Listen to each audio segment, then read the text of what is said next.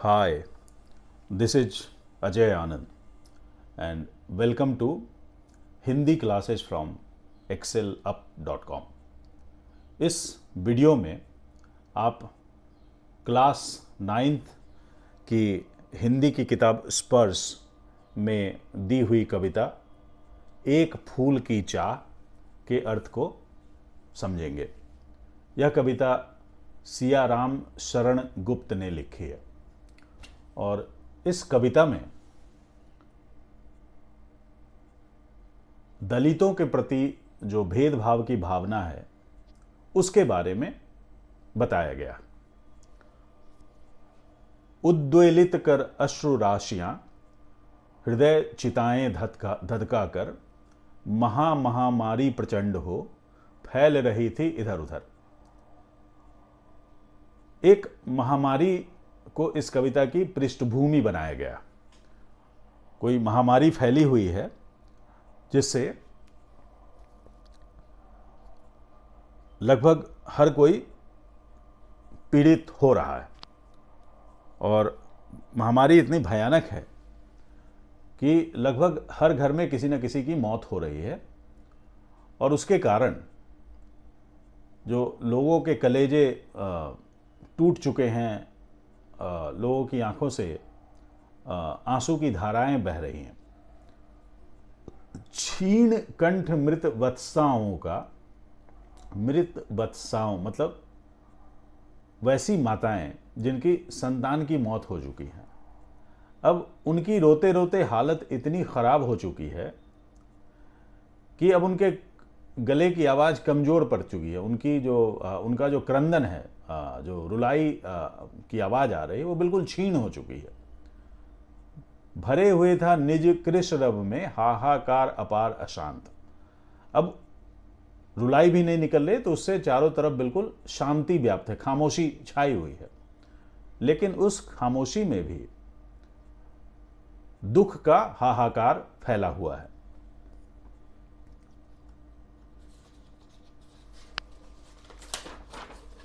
बहुत रोकता था सुखिया को न जा खेलने को बाहर, नहीं खेलना रुकता उसका, नहीं ठहरती वह पल भर।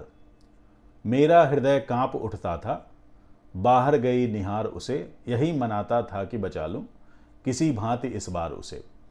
अब इन पंक्तियों में इस कविता के जो दो मेन कैरेक्टर्स हैं उनके बारे में बताया गया। एक छोटी बच्ची है जिसका नाम है सुखिया और अपनी उम्र की हर बच्चियों की तरह उसे खेलने कूदने में बड़ा मजा आता है। और बच्ची का पिता जो है उसे डर लगता है कि अगर उसकी बेटी बाहर खेलने जाएगी तो महामारी की चपेट में आ जाएगी। तो वो अपनी बेटी को मना करता है कि बाहर खेलने मत जा, लेकिन बेटी उसकी बात नहीं मानती है और बाहर भाग जाती है खेलने के लिए।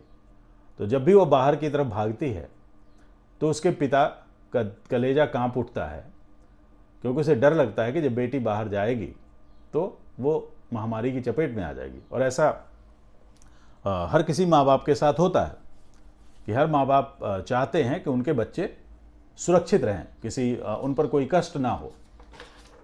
भीतर जो डर रहा छिपाए, हाय वही बाहर आया, एक दिवस सुखिया के तनु को ताप तप्त मैंने पाया। अब धीरे धीरे जो डर लग रहा था वो सच में तब्दील हो जाता है। एक दिन सुखिया का शरीर जो है बुखार से बिल्कुल गर्म हो गया। अब उसका पिता बिल्कुल परेशान हो गया, चिंतित हो गया। ज्वर में विह्वल बोली वह, क्या जानूं किस डर से डर, मुझको देवी के प्रसाद का एक फूल ही दो लाकर। अब अपने पिता को जब वो चिंतित होते हुए देखती है तो वो कहती है कि उसे किसी बात का डर नहीं है। अगर उसका पिता उसके लिए देवी माता के मंदिर से प्रसाद का एक फूल लाकर दे दे तो बेटी ठीक हो जाएगी, ऐसा वो कहती है। क्रमशः कंठ क्षीण हो आया, शिथिल हुए अवयव सारे, बैठा था नव उपाय की चिंता में मैं मन मारे। अब सुखिया की तबीयत बिगड़ने लगती है। शिथिल हुए अवयव सारे मतलब उसके एक एक अंग जो है अब शिथिल होते जा रहे हैं, कमजोर पड़ते जा रहे हैं, उनमें हरकतें नहीं हो रही हैं। कंठ छीन हो गया, आवाज नहीं निकल रही मुंह से। और उसका पिता उसके बगल में बैठा हुआ है, तरह तरह के उपायों के बारे में सोच रहा है, दवाइयों के बारे में सोच रहा है कि किसी तरह से उसकी बेटी ठीक हो जाए।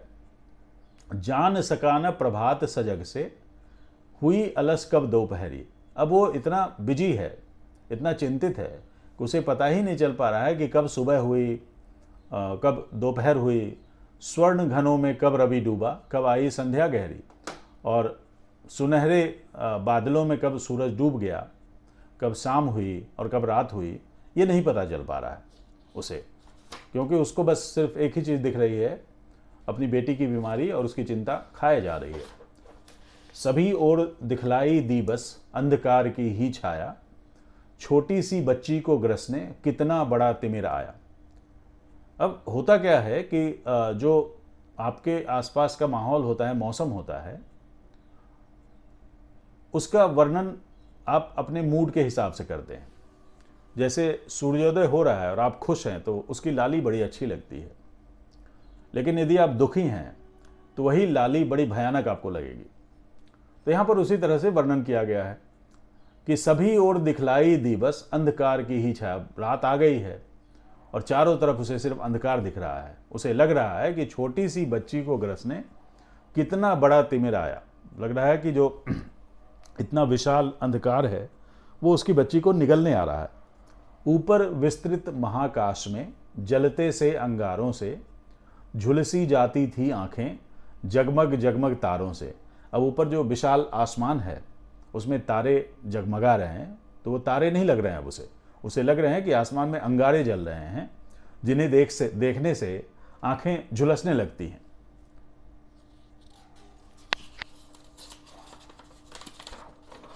देख रहा था जो सुस्थिर हो नहीं बैठती थी क्षण भर, हाय वही चुपचाप पड़ी थी अटल शांति सी धारण कर।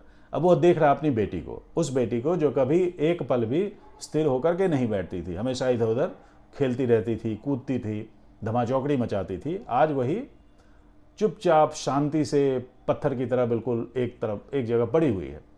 सुनना वही चाहता था मैं उसे स्वयं ही उकसा कर, मुझको देवी के प्रसाद का एक फूल ही दो लाकर। अब वो चाहता था कि किसी तरह से बेटी को उकसाए ताकि बेटी के गले से कुछ आवाज़ तो निकले कि बाबा मुझे देवी के प्रसाद का एक फूल लाकर दो। वो उसकी आवाज़ सुनना चाहता था। ऊंचे शैल शिखर के ऊपर मंदिर था विस्तीर्ण विशाल, स्वर्ण कलश सरसिज बेहसित थे पाकर समुदित रवि कर जाल। अब यहाँ पर मंदिर की शोभा का वर्णन है। ऊंचे शैल शिखर मतलब मंदिर जो है किसी ऊंची पहाड़ी के ऊपर चोटी पर बना हुआ है, विस्तीर्ण है, विशाल है, काफ़ी बड़ा मंदिर है, बड़े इलाके में फैला हुआ है। स्वर्ण कलश सरसिज विहिसित थे। सरसिज मतलब होता है कमल। तो मंदिर के आसपास या आंगन में जो तालाब है उसमें कमल के फूल हैं और वो रवि कर जाल सूरज की रोशनी से ऐसे चमक रहे हैं जैसे सोने के कलश चमक रहे हों। दीप धूप से आमोदित था मंदिर का आंगन सारा। अब मंदिर के आंगन में दीप जल रहे हैं, धूप जल रही है, अगरबत्तियाँ जल रही हैं, फूल वगैरह हैं, तो उनकी खुशबू से पूरा मंदिर महक रहा है। गूंज रही थी भीतर बाहर मुखरित उत्सव की धारा। और मंदिर में भीड़ भाड़ है, लोगों का कोलाहल है, भजन गाने की आवाज़ें आ रही हैं, तो उससे उत्सव जैसा माहौल है पूरे मंदिर में। भक्त वृंद मृदु मधुर कंठ से गाते थे सभक्ति मृदुमय, पतित तारिणी पाप हारिणी माता तेरी जय जय। भक्त वृंद भक्तों के झुंड जो हैं अपने मधुर कंठ से मधुर मधुर गाना गा रहे हैं, भक्ति गीत गा रहे हैं। पतित तारिणी पाप हारिणी माता तेरी जय जय जय।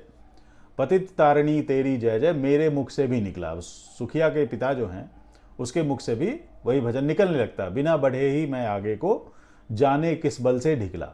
अब वो खुद नहीं चल रहा, उसे लग रहा है पीछे से कोई शक्ति है, भगवान की शक्ति, दैवी शक्ति है जो उसे मंदिर की ओर धकेल रही है। मेरे दीप फूल लेकर वे अम्बा को अर्पित करके दिया पुजारी ने प्रसाद जब आगे को अंजलि भर के। अब इसके हाथों से पुजारी फूल प्रसाद वगैरह ले लेता है और माता की मूर्ति के पास अर्पित करने के बाद वापस पुजारी इसे प्रसाद देता है। भूल गया उसका लेना झट परम लाभ सा पाकर मैं, सोचा बेटी को माँ के ये पुण्य पुष्प दूं जाकर मैं। जब पुजारी उसके हाथों में प्रसाद देता है तो वो एक बार अवाक रह जाता है, सब कुछ भूल जाता है। शायद उसे उम्मीद नहीं थी कि प्रसाद मिलेगा, और उसी उम्मीद मतलब अवाक स्थिति में वो अपनी कल्पना में सोचता है कि जल्दी से अपनी बेटी के पास जाऊं और उसे ये फूल दे दूं ताकि मेरी बेटी जल्दी से ठीक हो जाए। सिंह पौर तक भी आंगन से नहीं पहुंचने मैं पाया, सहसा यह सुन पड़ा कि कैसे यह अछूत भीतर आया। अब यहाँ से कविता का मुख्य मुद्दा शुरू होता है कि अब वो सिंह पौर तक भी नहीं पहुंचता, यानी जो मंदिर का मेन गेट है वहां तक भी नहीं पहुंच पाया है। तभी पीछे से कोई उसे आवाज लगाता है जोर से कि देखो कैसे यह अछूत भीतर आ गया। अब ये हमारे यहाँ की विडंबना है, कुरीति है कि दलितों को मंदिरों में जाने की अनुमति नहीं है। आज भी बहुत सारे शहर हैं, गांव हैं जहां दलितों को मंदिर से दूर रखा जाता है, उन्हें मनुष्य नहीं समझा जाता, उनके साथ भेदभाव किया जाता है, उनकी छाया भी पड़ जाए तो सवर्ण लोगों को लगता है कि वो अपवित्र हो जाएंगे। तो ऐसा ही कोई आदमी होगा, उसने पीछे से आवाज़ लगाई, पकड़ो देखो भाग न जावे, बना धूर्त यह है कैसा, साफ स्वच्छ परिधान किए भले मानुषों के जैसा। अब इसने सुखिया के पिता के कपड़े जो हैं साफ सुथरे हैं, और लोगों की धारणा है कि दलित हमेशा मैले कुचैले कपड़े पहनते हैं, तो यह भी एक गलत धारणा है। तो वो उस पर आरोप लगा रहा है कि उसे तो मैले कुचैले कपड़े पहनने जो, साफ सुथरे कपड़े पहनकर गलत काम कर रहा है, क्योंकि लोगों को ठग रहा है। वो दिखाना चाह रहा है कि वो भला मानुष है, सवर्ण है, दलित नहीं है, तो वो धोखे से मंदिर में घुसने की कोशिश कर रहा है, ऐसा आरोप लोग लगाना शुरू करते हैं उस पर। पापी ने मंदिर में घुसकर किया अनर्थ बड़ा भारी, कलुषित कर दी है मंदिर की चिरकालिक शुचिता सारी। अब वो कह रहा है कि इस पापी ने बहुत बड़ा अनर्थ कर दिया, क्योंकि मंदिर में आ गया, मंदिर को इसने अपवित्र कर दिया। ये पुराना मंदिर है, चिरकालों से चला आ रहा है, उसकी सारी पवित्रता इसने समाप्त कर दी। ऐ क्या मेरा कलुष बड़ा है, देवी की गरिमा से भी किसी बात में हूं मैं आगे, माता की महिमा से भी।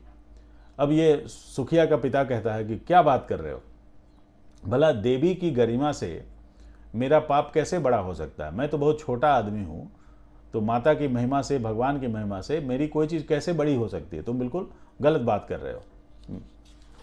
माँ के भक्त हुए तुम कैसे, करके यह विचार खोटा, माँ के सम्मुख ही माँ का तुम गौरव करते हो छोटा।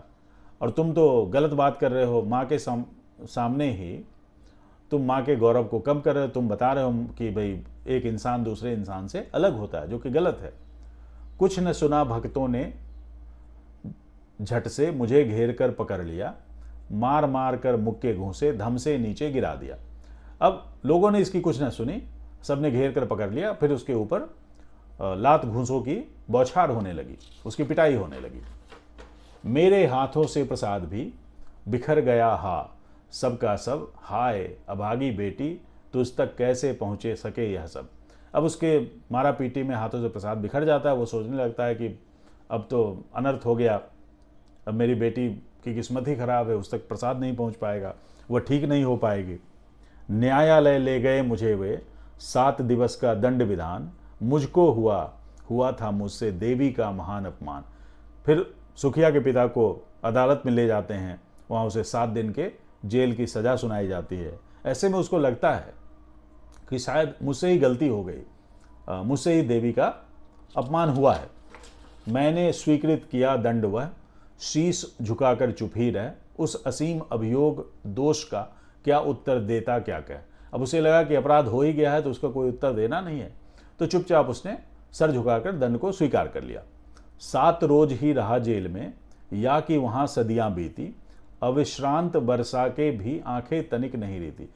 अब उसे 7 रोज जो जेल में रहना पड़ा, 7 दिन ऐसे बीते जैसे 7 सदियाँ बीती हों, और इस बीच अविश्रांत बरसा, मतलब उसकी आंखों से लगातार आंसुओं की बरसात होती रही, लेकिन उसके बावजूद उसकी आंखें तनिक नहीं रहती, मतलब आंखें गीली नहीं हुई उसके बावजूद।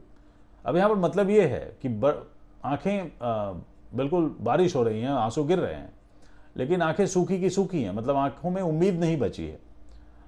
एक कहावत कहते हैं कि आंखें पथरा गई, मतलब जब कोई मर जाता है तो उसकी आंखें बिल्कुल ड्राई हो जाती हैं, अब उसमें कोई भावना नहीं रह जाती है।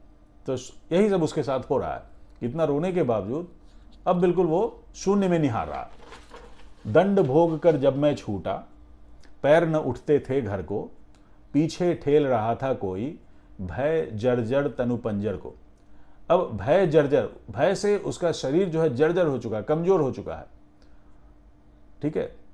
और डर के मारे घर की तरफ जो चल रहा है तो उसके पैर नहीं उठ रहे हैं, उसे लग रहा है बस उसे कोई पीछे से ठेल रहा है किसी तरह से। पहले किसी लेने मुझको नहीं दौड़कर वह आई, उलझी हुई खेल में ही हा, अब की दी न दिखाई वह। अब जब वो हर बार कहीं से काम से लौटता था घर के पास तो उसकी बेटी दौड़ के आ जाती थी उसको लेने के लिए, लेकिन इस बार उसकी बेटी उसे दौड़ने नहीं आई, लेने नहीं आई। एक बार उसे लगता है कहीं खेल में बिजी होगी, लेकिन ऐसा नहीं है। अब तो उसकी बेटी इस दुनिया में ही नहीं है।